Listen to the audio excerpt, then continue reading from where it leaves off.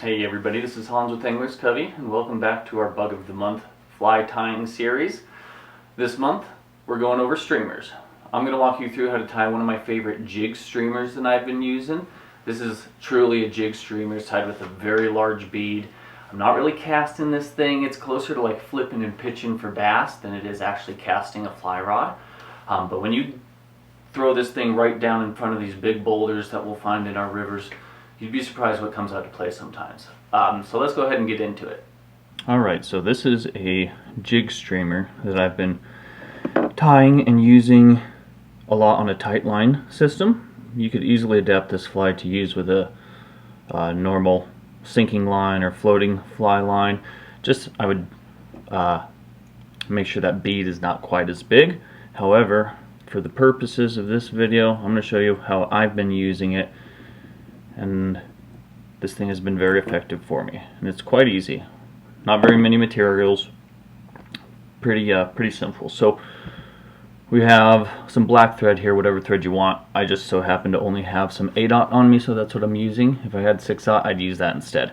We have a Hairline Super Jig tungsten bead on here. These are the 6.3 millimeter tungsten beads, and a size 8 Umpqua XT 500. So the first material we're going to use after attaching our thread is some micro rabbit strips in black, and I'm going to secure that hide up so the hair is going towards the hook point. I'm going to grab that directly behind the bead, kind of tucking some of that hide into the bead slot. This is going to help hold that bead in place for us. And we'll walk it down the hook shank, just securing it to the underside of that hook shank.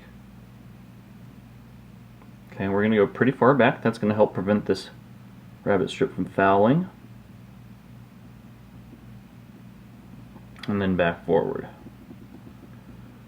Now we want this fly, the tail's going to be about the length of the shank of the hook, maybe a tad longer. If you're going to err on the side of too long or too short, go a tad too long. So I'm just going to cut the hide portion about the length of the shank of the hook with my scissors.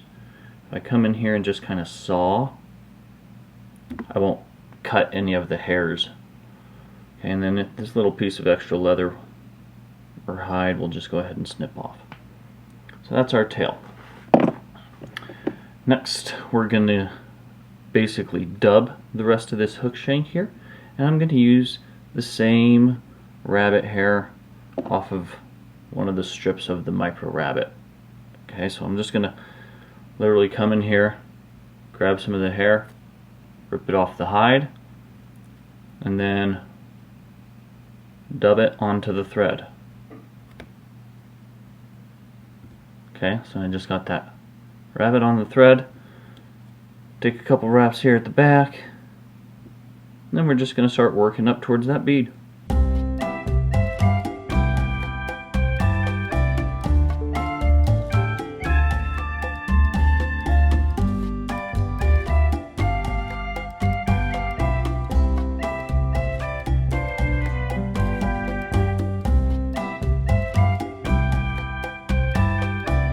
Perfect. Okay, we're going to add some black crazy legs with the blue flakes in it.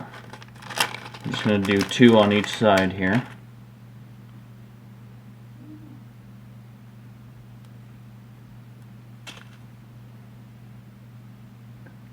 So if you take your one leg, wrap it around the thread, like I've done here, you can see. And then you want to pin it rearward along the side of the hook shank. And we'll do that again on the far side.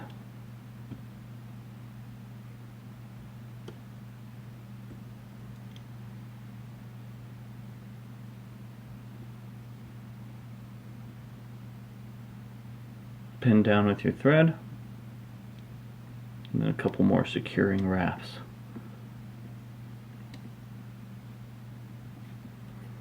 Okay, and then we want those legs to be about a hair shorter than the tail. So we're gonna go, make sure you're not stretching. Cut it just a tad longer than the hide portion of the rabbit, micro rabbit. And then the final step here is I'm going to create a dubbing loop. So I'm going to pull out a long length of thread, put my finger on top, bend the thread around my finger. See how I got the thread on my finger there? And I'm going to wrap around the hook shank right behind the bead, take a wrap of that bobbin around the thread I'm holding in my finger, and a couple more. And then you can grab your favorite dubbing spinner. Whatever you've got on hand will work. I'm just going to use this Loon shepherd's hook tool, and that's going to go right in where my finger is holding. Okay. And then you're going to, I find this easier. You can just put the rabbit in there with your hands if you want. I find it much easier to do with a clamp. So I'm going to use the Swiss CDC multi-clamp here. You can see it's spring-loaded so I can grab stuff. I'm going to go ahead and just get maybe an inch worth of this rabbit hair. I'm grabbing a lot more, I guess, but I'm only going to cut about an inch of it off. So I grab the rabbit, try to pull it off to the side, come in with the clip, pinch that hair, and then we're going to trim off the hide.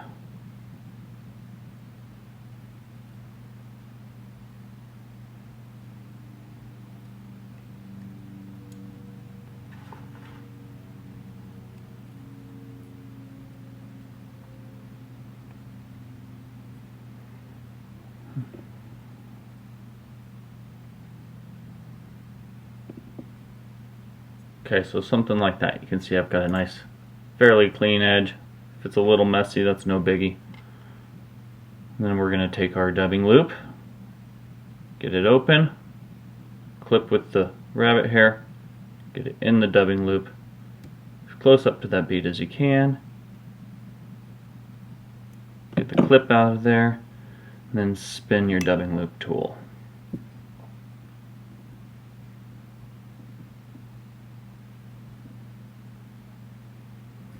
See, it's starting to spin up that fur in there nicely.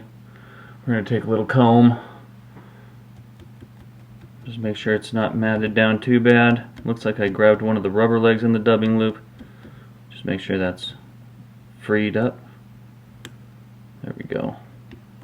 Okay, once you get this thing brushed out, the core, we basically created like a chenille. And the core is very, very thin, so we'll be able to wrap all this without creating too much bulk. So you want to pull the legs back out of the way.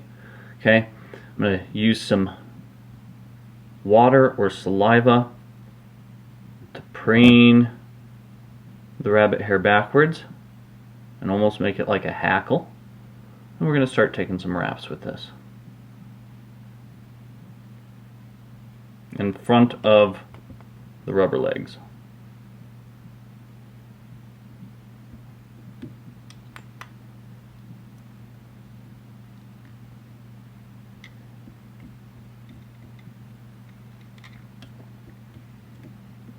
Once we've reached the end of the dubbing loop, we can grab our thread,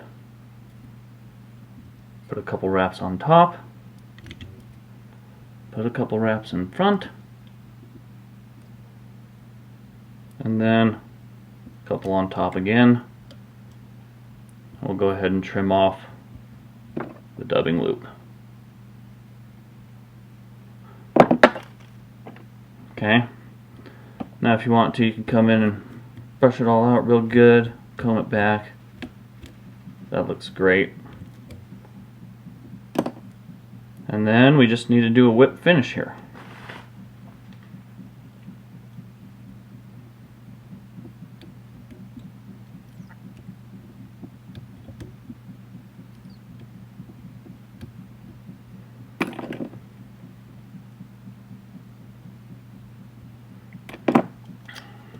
And that is the Jig Streamer I've been fishing. Once you get this thing in the water, all that hair pulsates and moves and breathes really nicely. I've not been casting this thing when I'm fishing it. I'm like, it's closer to flipping and pitching for bass than it is to casting a fly rod, but I'll drop it right into a rock, right into the depths of a rock, and then just bounce it a couple times, doop, doop, doop, doop, and you'll see behemoths come out of nowhere and just annihilate the thing. So there you have it. That's one of my favorite jig streamers.